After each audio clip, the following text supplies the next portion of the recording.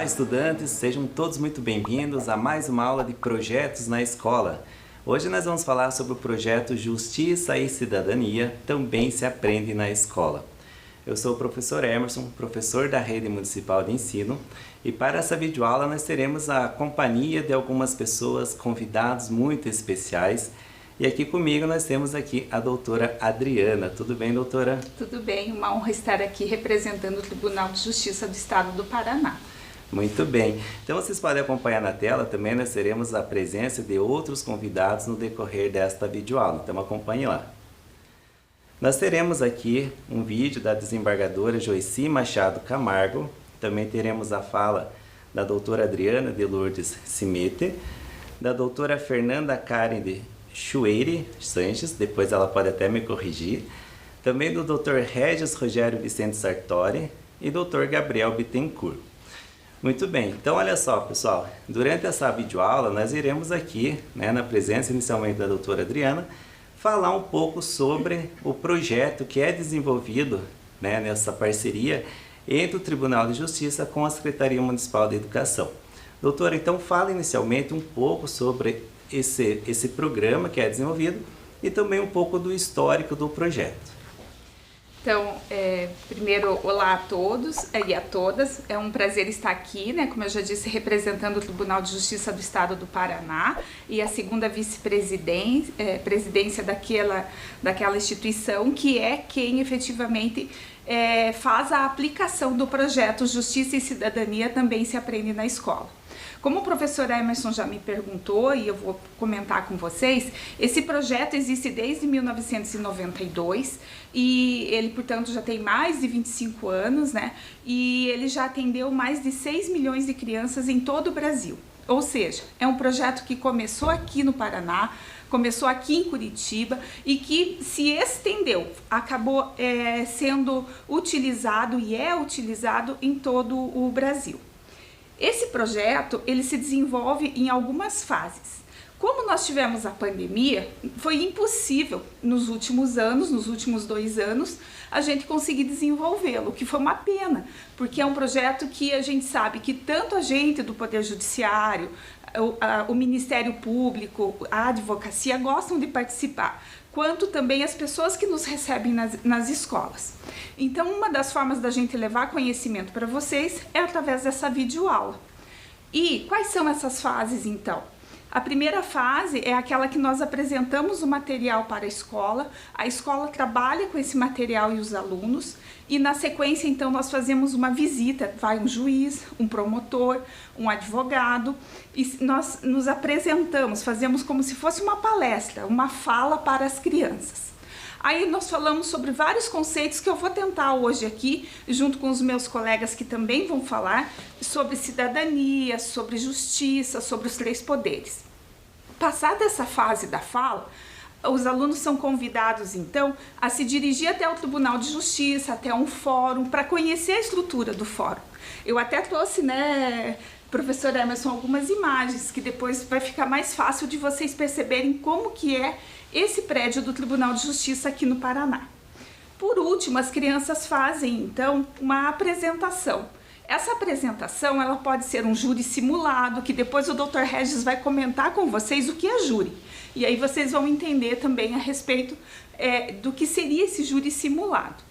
Também pode fazer uma apresentação de música, teatro, cartas, enfim, o que os alunos quiserem. E nós fazemos um fechamento do programa.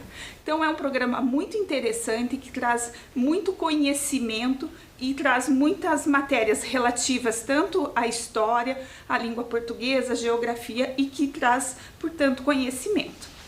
Muito bem, doutora. Durante a sua fala, a senhora menciona ali um pouco sobre o histórico do programa, é claro. E também uma das fases desse programa é justamente a visita dos estudantes até o Tribunal de Justiça. E nós temos aqui um vídeo com algumas imagens do Tribunal de Justiça, na qual nós iremos passar aqui ao pessoal que está acompanhando, os estudantes e demais professores, e daí a senhora pode falar um pouquinho sobre essas imagens ali, até mesmo uma forma assim, de apresentar o Tribunal de Justiça e desta forma as pessoas também puderem entender melhor como é o funcionamento dessa visita e das atividades que são realizadas dentro do tribunal. Então olha só, acompanhe lá. Bem, como o Emerson comentou, nós trouxemos um vídeo para expor um pouco e ficar mais fácil para que vocês visualizem o prédio do Tribunal de Justiça do Estado do Paraná. Ele fica aqui no Centro Cívico, pertinho da onde nós estamos gravando hoje, e é onde ficam então os desembargadores, que são aqueles juízes que já têm mais tempo de carreira e que julgam processos via recurso. O que é isso? É quando um juiz já deu uma decisão no primeiro grau, né, uma primeira decisão, e aí as partes entenderam que aquela decisão precisava ser revista. Então elas recorrem e isso então é encaminhado para esse prédio que vocês estão vendo aí, que é o prédio do Tribunal de Justiça do Estado do Paraná. Nesse prédio também funcionam as secretarias, as estruturas do Tribunal de Justiça, também funciona o Museu da Justiça, que logo vocês vão ver o vídeo também, e é onde nós temos várias... agora nós vamos começar a falar da sala de sessão. A sala de sessão é onde ocorrem os julgamentos colegiados. O que quer dizer isso? Significam que se reúnem vários desembargadores ou juízes que trabalham nesse prédio, né, no prédio do Tribunal de Justiça, para julgar causas que vieram lá do primeiro grau, que vieram do juiz local, para que sejam reapreciadas. Então, aqui a gente consegue trazer para vocês aonde ficam os advogados, aonde ficam posicionados os juízes. Nessas cadeiras que nós vemos agora, ficam os juízes.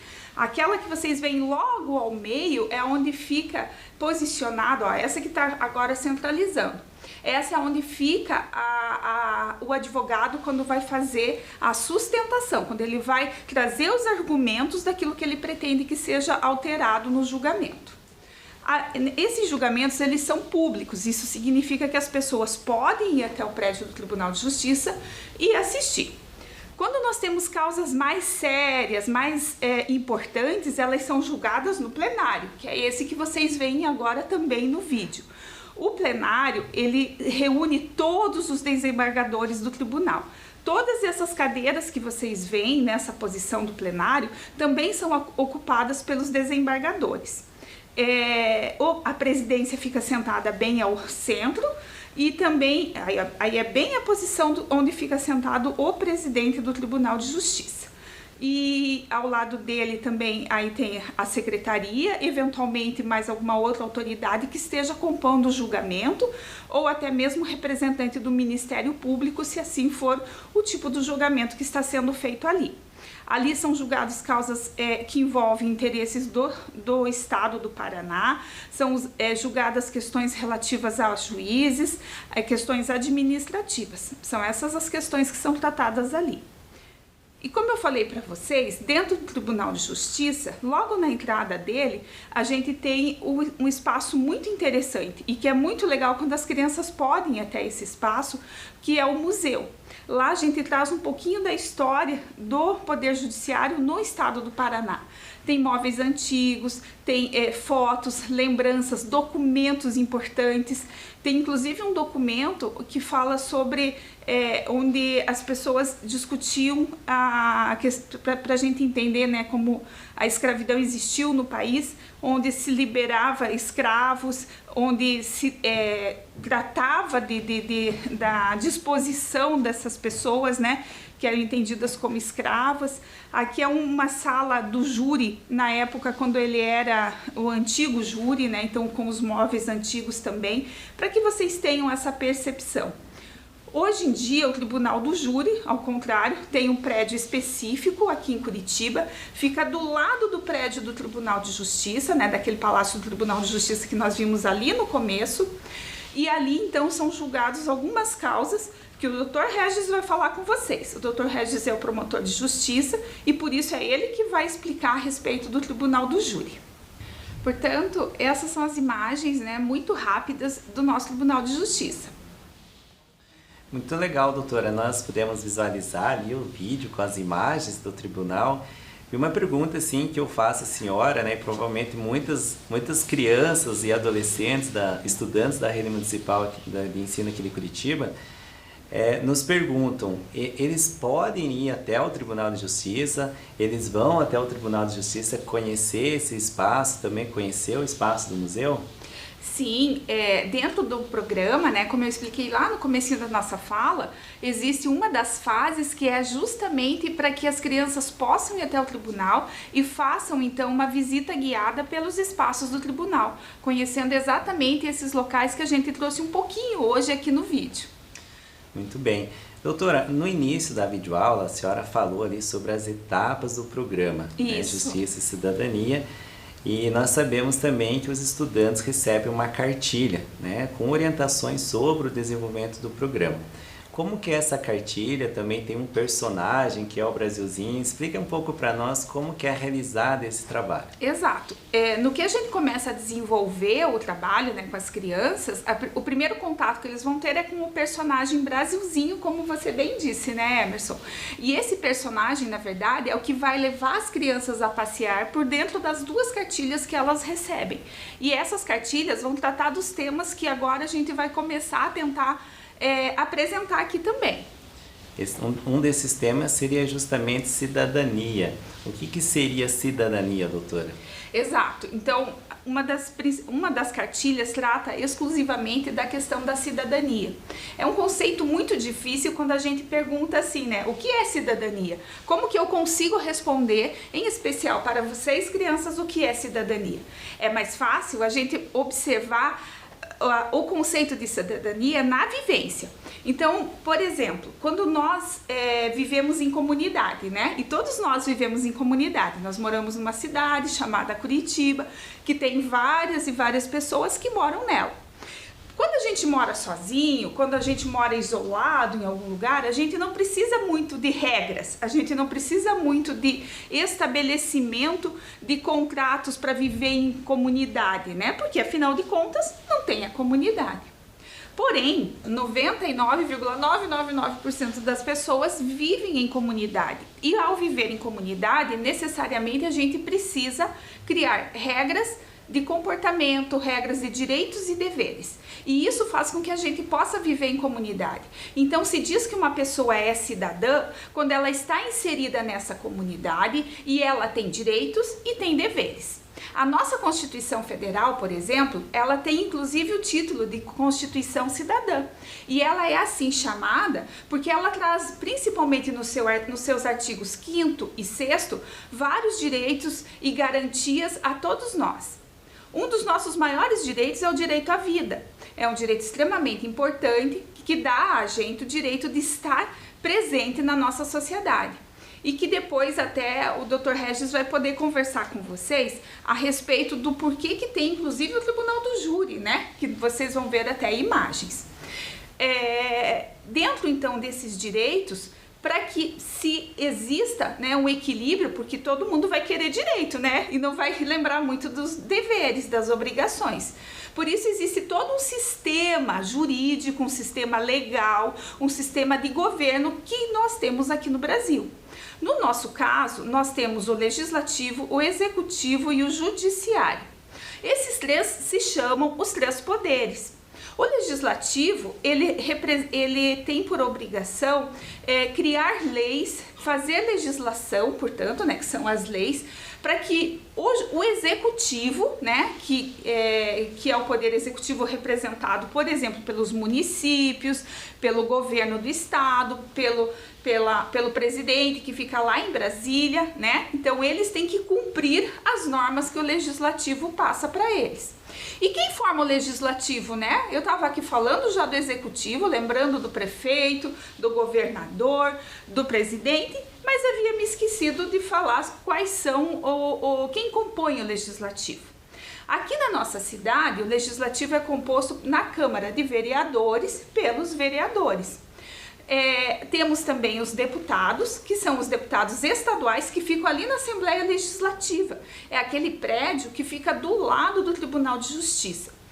E ainda temos os deputados federais e os senadores. Esses ficam lá em Brasília, naquele prédio do Congresso Nacional, que a gente sempre acaba vendo nas notícias, acaba acompanhando, né, com imagens desse local lá em Brasília. Nesse contexto todo, então, nós temos o legislativo que cria as leis, o executivo que tem a função de executar, e aonde entra o terceiro poder, que é o judiciário. O judiciário, ele tem por função fazer cumprir as leis. Então, o judiciário existe justamente como um guardião da Constituição. Lembra que eu falei da nossa Constituição cidadã? Que ela é importante, que traz garantias, traz deveres, mas traz vários direitos que são muito importantes para a gente enquanto comunidade, enquanto ser humano, enquanto cidadão? Então, essa Constituição, ela deve ser seguida e aplicada pelo Poder Judiciário. O Poder Judiciário, por sua vez, é composto, então, com pessoas como eu, que sou juíza há 22 anos praticamente, pela doutora Fernanda, que ainda vai conversar com vocês, que também é juíza e trabalha numa vara de família aqui em Curitiba. E o Judiciário, portanto, atende várias demandas, atende a resolução de problemas. O que quer dizer isso? O Judiciário, então, tem por função auxiliar as pessoas quando aparece algum tipo de conflito ou outras situações, até como no direito ambiental e tudo mais, para que cesse um determinado conflito. Esses três poderes, legislativo, executivo e judiciário, eles devem estar harmônicos, eles devem, fiscaliza o outro, um organiza a atividade do outro para que a gente mantenha a principal característica da cidadania, que é a democracia. Então, para que nós tenhamos a democracia, nós precisamos de uma outra coisa que vai expressar claramente o exercício da democracia, que é o direito ao voto. Então, quem vota? Quem vota é cidadão, é cidadã. Por isso a importância de a cada 2 anos nós sempre termos eleições onde as pessoas então são chamadas a participar desse processo. Isso é bastante importante, é bastante que as pessoas tenham a percepção da necessidade de que a votação, participar de votação é relevante para que se consolide a nossa democracia, porque esse é o caminho que nós temos para que a nossa democracia ela sempre se estabeleça. Bem, terminando então de falar sobre os 3 poderes aqui rapidamente com vocês, eu vou agora trazer para vocês e apresentar para vocês o Dr. Regis. Ele é promotor de justiça, trabalha aqui em Curitiba também, e ele vai poder falar um pouquinho sobre que papel que exerce o promotor de justiça. Até agora eu falei muito do juiz, agora vocês vão conhecer um pouquinho do promotor. Então, como a doutora Adriana mencionou, estamos aqui agora com o Dr. Regis, promotor do Tribunal de Justiça, que irá falar um pouquinho sobre também o papel do promotor, não é mesmo, doutor? O papel do promotor de justiça é muito importante. Ele tem a função de acusar pessoas que praticam crimes. Essa é uma função importante, porque não é qualquer pessoa que possa fazer essa acusação. É um órgão do Estado, é o promotor de justiça que tem essa função. O juiz julga, o promotor acusa quem pratica crime e o advogado defende. Essa é mais ou menos a função desse sistema de justiça. Promotor, aqui no Brasil, quais seriam assim, os crimes que o promotor ou o Tribunal de Justiça julga? Olha, muito importante a sua pergunta. Na verdade, como a doutora colocou, o Poder Judiciário julga quem pratica crimes. O promotor acusa, como eu coloquei para vocês. Mas a sociedade, a população, também tem a função de julgar alguns crimes, como, por exemplo, no Tribunal do Júri.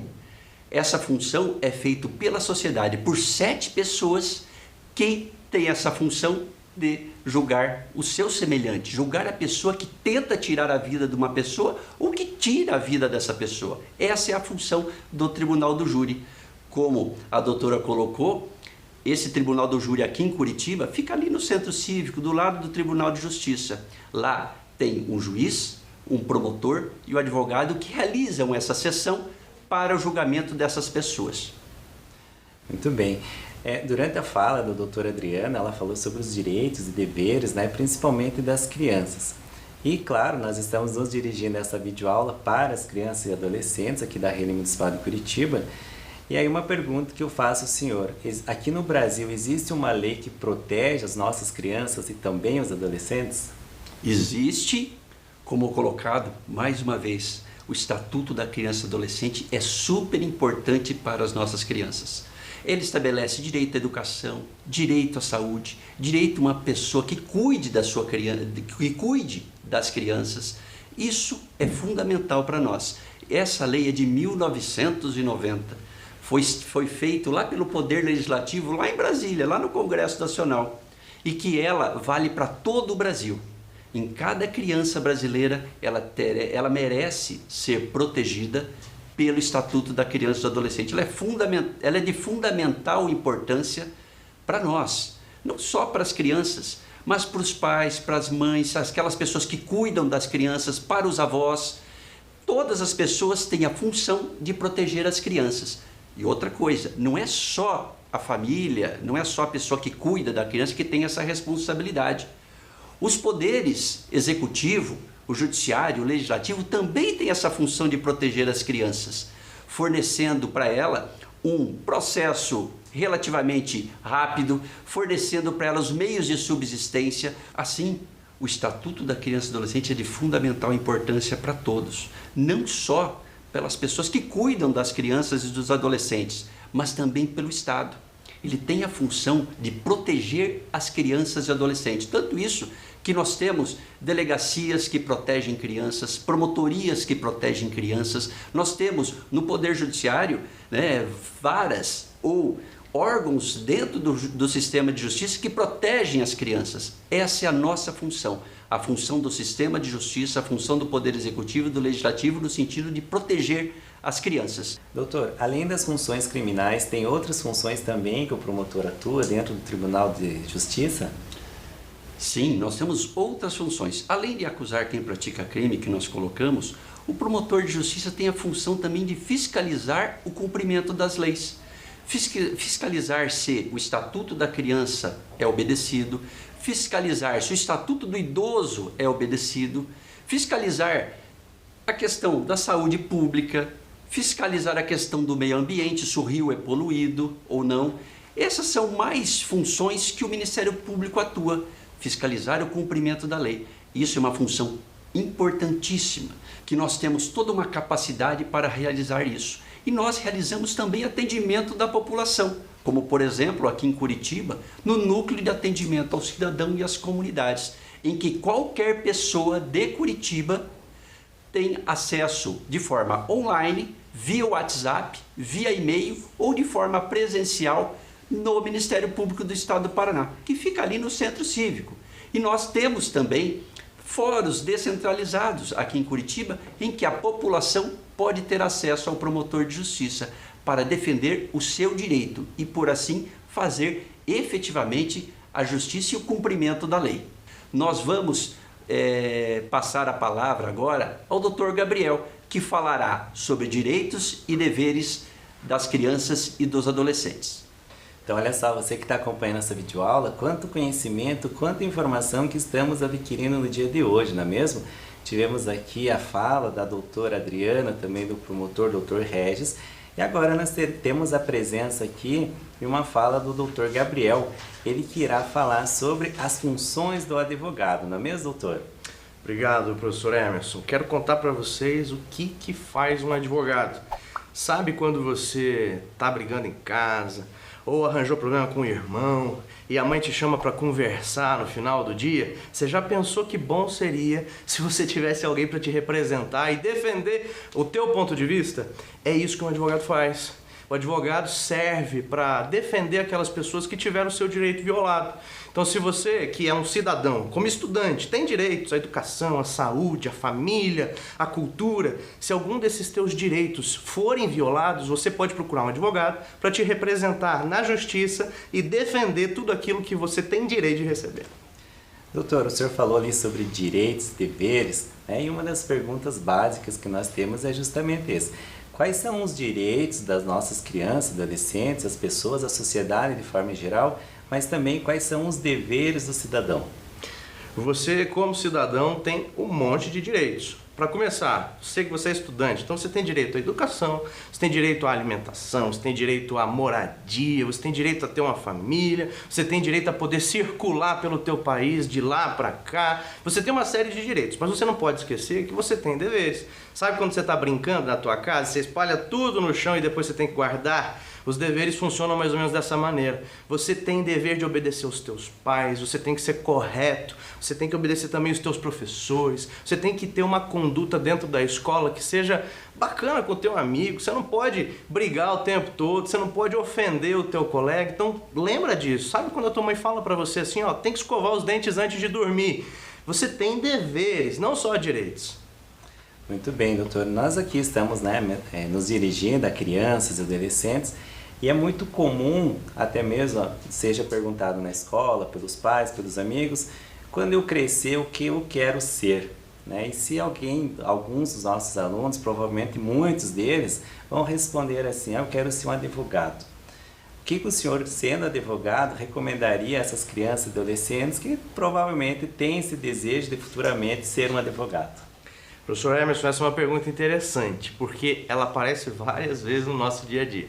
Se você tem vontade de ser advogado, o que eu te aconselharia no primeiro momento é, leia bastante. Você precisa conhecer não só sobre as leis, mas sobre o mundo, sobre a cultura. Então, para isso é importante, desde agora, o momento que você está na escola, ir na biblioteca, emprestar livro direto, ler tudo que você puder. Isso vai fazer muita diferença para a tua formação profissional no futuro. Além disso, é muito importante você se relacionar bem com as pessoas. Você vai interagir com pessoas o tempo inteiro enquanto advogado. E além disso, quando você for advogado, você vai precisar de cliente. E cliente vem por indicação na maior parte dos casos. Isso significa que ter um bom relacionamento com as pessoas à tua volta também é essencial. Doutor, eu sou lá criança, estudei bastante, estou lendo tudo quanto é gibi, livros, enfim, estou me preparando para me prestar o vestibular, estudar para ser um futuro advogado. Aí me formei advogado. Qual é a parte mais legal e também qual que é a parte mais chata de ser um advogado? Essa é uma pergunta interessante. Sabe qual que é a parte mais legal de ser advogado? É quando você percebe que tem alguém que confiou em você e deixou nas tuas mãos a busca pela solução de um problema que está atormentando essa pessoa, essa família. Saber que tem alguém que confia em você e que deposita a esperança dela em você é muito bom. E outra coisa que é legal do nosso dia a dia é conversar com pessoas diferentes. Quando a gente está atendendo alguém no escritório, quando a gente está falando com um juiz, quando a gente está no tribunal, a gente está falando com pessoas o tempo todo. Então a gente ouve histórias o tempo todo. E isso é muito bom. Agora você perguntou, professor Hermes, sobre a parte chata. Eu falei para vocês agora há pouco de arrumar os brinquedos quando vocês espalham, né? No trabalho do advogado também tem parte chata, né? Por exemplo, a gente precisa ter um escritório. Então, às vezes, tem que organizar o dia a dia do escritório, tem que comprar material de escritório. Às vezes, dentro do escritório tem algum probleminha para ajustar com um colaborador, com alguém que está na tua equipe. Você tem que sentar, conversar, ajustar, né? Essa é a parte chata, mais burocrática do trabalho do advogado. Mas eu posso garantir para você que o nosso trabalho é formado por mais partes legais do que partes chatas. Muito bem. Olha só que interessante, você que está acompanhando, está podendo ter essa experiência aqui, né? A presença do Dr. Gabriel falando sobre essa vivência, experiência de ser um advogado, ele que é o advogado do Tribunal de Justiça. Para nós fecharmos esse bate-papo aqui, doutor, uma outra pergunta assim, e agora para que as pessoas, a própria sociedade tenha esse conhecimento, digamos que algo aconteceu e eu me senti lesionado sobre tal situação. Porém, eu não tenho condições de até mesmo ter um advogado, de pagar por aquele serviço que ele irá prestar. De que forma que essa pessoa pode ter direito a um advogado? Primeiro, se ela tem direito a esse advogado, a essa defesa, para que ela busque atingir os seus direitos ali e talvez rever aquilo que ela se sentiu lesionada sobre algum acontecimento. Professor Emerson, essa pergunta também é muito importante. Eu preciso te dizer que mesmo que você ou a tua família não tenha condições financeiras de pagar um advogado, tem pelo menos 3 formas de você ter os teus direitos defendidos na justiça por um advogado sem você precisar pagar. Eu vou começar pela Defensoria Pública. A Defensoria Pública é um corpo, é um time de advogados públicos do Estado que funciona especificamente para atender essas pessoas que não têm condições de contratar advogado.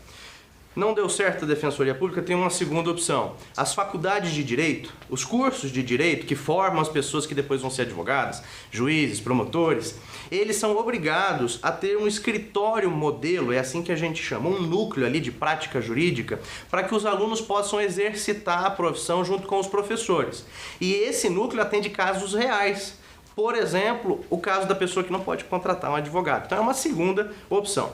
Além dessas duas primeiras, tem uma terceira, que é o que a gente chama de advocacia dativa. A advocacia dativa é formada por advogados particulares, eles não são servidores públicos, tá? Mas eles são pagos pelo Estado. Eles são advogados que se voluntariam para trabalhar nas situações em que a pessoa não tem ou não pode contratar um advogado. Então essas são as três opções principais para quem não tem condições financeiras de pagar um advogado. E aqui eu já quero aproveitar e fazer um gancho para o próximo participante dessa videoaula, que vai falar sobre a justiça no bairro. Esse é um projeto do tribunal fantástico, onde o advogado também pode participar, porque ele atende causas, situações do dia a dia de pessoas e de famílias que estão passando por alguma dificuldade financeira e que precisam de uma solução urgente para o seu caso. E ali também participam advogados como esse que eu mencionei há pouco, que vão atender essas pessoas e ajudá-las a resolverem os seus problemas. Então, olha só, conforme o Dr. Gabriel mencionou, agora nós temos aqui a presença da doutora Fernanda Caran Sanches, ela que é juíza da Vara de Família aqui de Curitiba. Tudo bem, doutora? Tudo bom? Então, a doutora Fernanda irá falar para nós agora um pouquinho sobre o papel do juiz.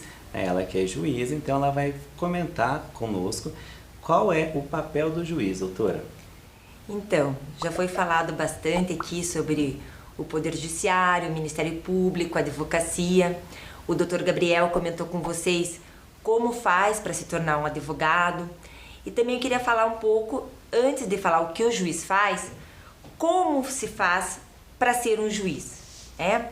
Também tem que fazer o curso de Direito, também tem que estudar muito, mas além de se formar no curso de Direito, o juiz, depois ele tem que fazer mais um concurso. Então ele se forma, faz a faculdade de Direito, espera 3 anos advogando ou assessorando algum juiz ou sendo defensor público, e daí depois ele presta o concurso para ser juiz. Qualquer pessoa pode prestar o concurso para a magistratura, que é o concurso para ser juiz. Isso é muito importante, porque estudando bastante e querendo ser juiz, é uma carreira que está acessível a todo mundo. Mas o que o juiz faz? Em que áreas que o juiz atua?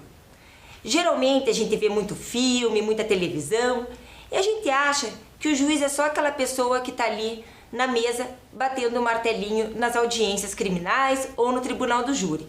Mas será que só isso? Será que o juiz só decide questões envolvendo crime? Não, o juiz tem bastante outras competências, bastante outras áreas de atuação.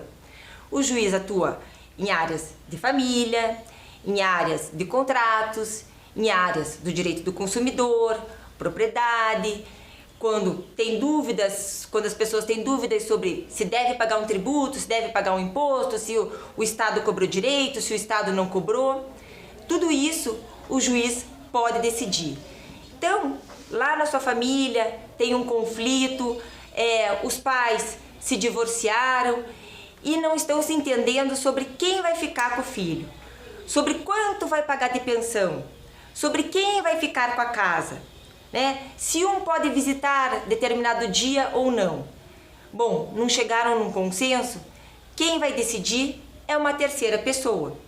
E essa terceira pessoa, que é alguém isento, que é alguém que não conhece aquelas pessoas que estão envolvidas no litígio, é o juiz que vai tomar uma decisão imparcial. Se as pessoas, por exemplo, têm um problema com um produto que elas compraram lá na internet, esse produto ou não chegou, ou chegou com defeito, a pessoa ligou lá na loja e a loja não quis resolver. Pediu o dinheiro de volta, a loja não devolveu. Bom, o que fazer? Pode-se recorrer aos juizados especiais.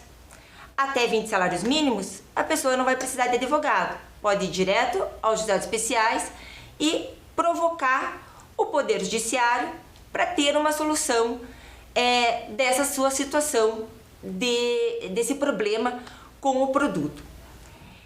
Se a empresa, mesmo depois de ter procurado o judiciário, não resolveu o problema da pessoa, quem vai decidir o que está certo e o que está errado? Será o juiz. Bom, empresa, vai devolver o produto, vai devolver o dinheiro. É o juiz que vai falar quanto, como, onde. Então o juiz tem essas várias formas de atuação, professor Emerson, e ainda que eu ficasse acho que um dia inteiro falando aqui, eu não ia esgotar, porque tem vara de infância, a questão da adoção, que é algo bastante importante, que é uma atuação social da magistratura, né? Fora questões criminais e tudo mais, então a gama de atuação, a questões trabalhistas, né, que tem a Justiça do Trabalho, embora não seja a nossa atuação, mas a Justiça Trabalhista, então a área da magistratura, ela é bastante ampla. Eu imagino. E assim, doutora, a senhora falou, né, sobre audiências e, claro, existem diferentes possibilidades dessas audiências ocorrerem. Mas tratando-se de uma audiência ali que é realizada e quem toma a decisão é o juiz. Porém, em todas as audiências, ela é tomada exclusivamente pelo juiz ou pode ser tomada por outras pessoas também?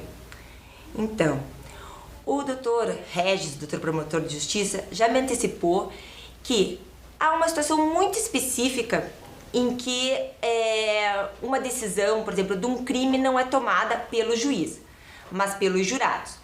Mas isso é muito específico e só naquilo que a gente chama de crimes dolosos contra a vida. O que é isso? Naqueles crimes em que se tenta ou se tira a vida de uma pessoa. Tirando essas situações, a decisão que o juiz toma, ele toma sozinho.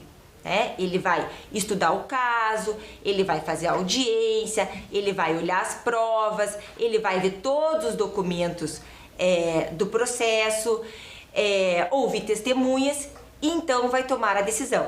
E essa decisão ele vai tomar sozinho. No entanto, professor, isso não impede que o juiz faça uso de outros conhecimentos.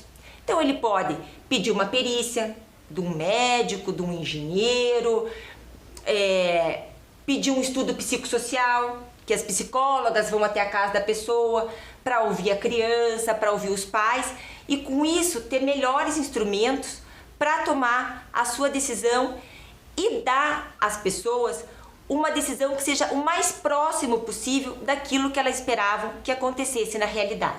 Doutora, a senhora mencionou ali, né, as várias funções do juiz, né, em que ele pode estar presente em diversas atuações dentro da sociedade.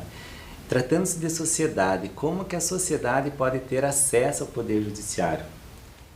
Então, professora, cada vez mais o Judiciário está mais próximo da população. Hoje nós não temos só aquele prédio no centro cívico, né, que fica no centro de Curitiba. Temos hoje mais 5 foros descentralizados que atuam nas áreas de família, infância e juventude e juizado. São eles Santa Felicidade, Boqueirão, Cidade Industrial, Pinheirinho e Sítio Cercado. Além disso, há também o foro descentralizado do Cajuru, que atua na área exclusiva dos juizados especiais. Além de tudo isso, há diversos programas do tribunal que também visam aproximar o judiciário da população. Talvez um dos mais conhecidos deles, né, que tenha também mais tempo, seja como o Dr. Gabriel colocou, o Justiça nos Bairros, que faz os conhecidos casamentos coletivos, faz mutirões de conciliação, tem uma atuação também pré-processual em que as pessoas podem procurar a Justiça nos Bairros antes mesmo de ter um processo e que já atendeu certamente milhões de pessoas ao longo de todo o Paraná. Então, o Judiciário está atendendo a cada vez mais pessoas, não só em Curitiba, mas em todo o Paraná. Então, para que agora os alunos, as crianças possam ter um gostinho do que é esse maravilhoso projeto e que ano que vem a gente espera poder realizar em loco nas escolas, eu chamo os nossos demais colegas para falar um pouco e mostrar um pouco algumas fotos desse projeto. Muito bem, estamos nos encaminhando para o final da nossa videoaula, né? Mas antes eu gostaria aqui de agradecer a presença, né, das autoridades que vieram do Tribunal de Justiça para falar um pouco sobre esse programa que é realizado do programa Justiça e Cidadania Também Se Aprende na Escola. Então, doutora Fernanda, muito obrigado, doutor Gabriel, doutora Adriana e também o doutor Regis. Essa parceria aí que é realizada entre o Tribunal de Justiça com a Secretaria Municipal de Educação. Nós que agradecemos a oportunidade, espero que a gente tenha conseguido levar um pouco de conhecimento para vocês e, em especial, que a gente tenha conseguido deixar aquela chaminha do quero mais. E para isso ficar mais evidente ainda, nós vamos mostrar algumas fotos que foram tiradas no desenvolvimento dos projetos nos anos anteriores, antes da pandemia. Porque a gente está torcendo muito para que no ano que vem a gente possa estar novamente presente com vocês e possa novamente estar abrindo as portas do Poder Judiciário, lá do prédio do Tribunal de Justiça, para recebê-los em novos encontros. Então fica aqui o nosso muito obrigada pela atenção, pela forma como o pessoal da Secretaria Municipal da Educação também nos recebeu. E aproveito para deixar agora uma mensagem muito importante que foi trazida pela desembargadora Joeci, que é a coordenadora do projeto Justiça e Cidadania se aprende na escola de todo o Paraná. Então ela atende não só aqui Curitiba, mas todo o Paraná. Então a fala da desembargadora Joeci é muito importante. Vamos lá? Estou aqui para dizer a vocês que vocês são a esperança desse país. Crianças bem orientadas, crianças que, na realidade, estão dispostas a fazer uma diferença muito grande e, quem sabe, seguir uma profissão como a nossa, é o que eu desejo a vocês. Então, recebam de mim, nesse momento, de uma magistrada de mais de 30 anos e que chegou aqui por estudar muito, muito. E simplesmente dizer para vocês que da simplicidade é que chegam ao sucesso, da humildade que faz com que nós tenhamos muita alegria na vida. Formemos a nossa família, possamos ter um momento momentos de criatividade, é o que vocês podem desenvolver daqui para frente. E principalmente, a fé em Deus. Desejo a vocês, crianças deste Brasil, que vocês sejam realmente o nosso porvir.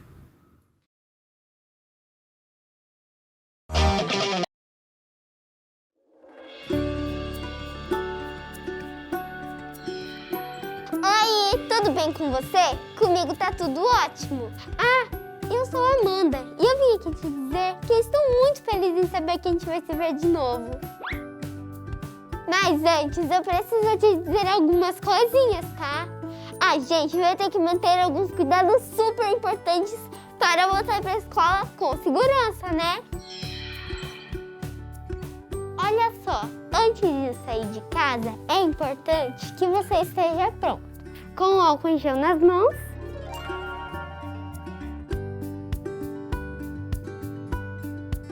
e a máscara certinha no rosto. Passa o álcool em gel de novo. Use máscara sempre, inclusive no busão. Sabemos que a saudade é enorme, mas ainda não dá pra gente se abraçar. E nada de beijos e apertos de mão também. A distância é a melhor forma de mostrar que você tá sempre junto. E ficar 1,5 metro dos seus amigos, tá? Você pode compartilhar amor e muita alegria. Só não pode compartilhar materiais e outros objetos. E não tira essa máscara de jeito nenhum. Nunca, beleza? Nem mesmo para conversar.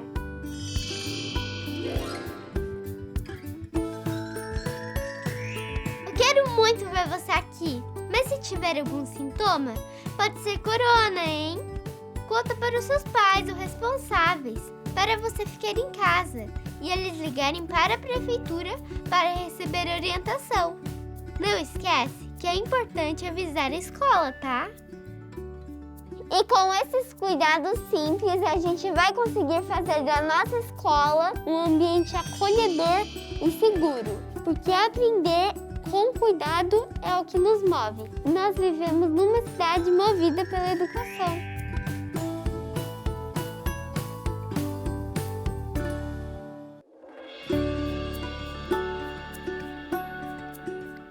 Ei, olha eu de novo. Deixa deixa eu te perguntar uma coisa. Já tá pronto para voltar para a escola?